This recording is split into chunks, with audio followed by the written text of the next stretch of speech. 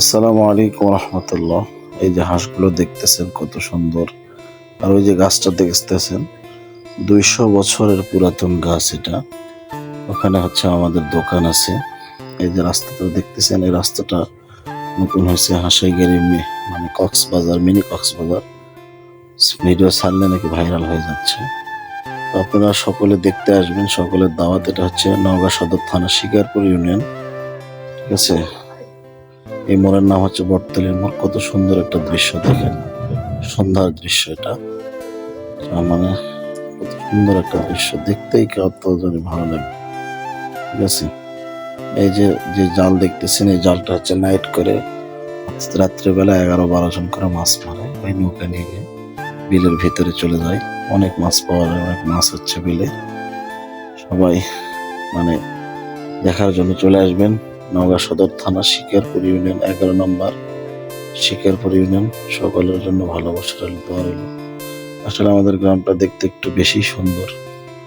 ঠিক আছে, সকলে চলে আসবেন ইনশাআল্লাহ। সবাই আমাদের জন্য দোয়া করবেন। এটা আমাদের দোকান, বটতলির মোড়, ভাইরাল মোড়ে। এই ভাইটা বগুড়া থেকে আসছিল, বগুড়া বাদুরতলা থেকে।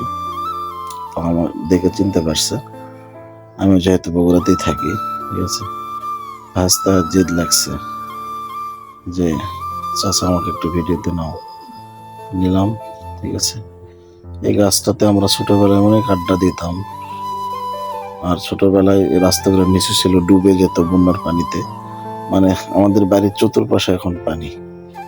ঠিক আছে, চতুর্পাশে পানি, যেখানে পানি সেখানেই মাছ, মাছ আর মাছ, মাছ আর মাছ।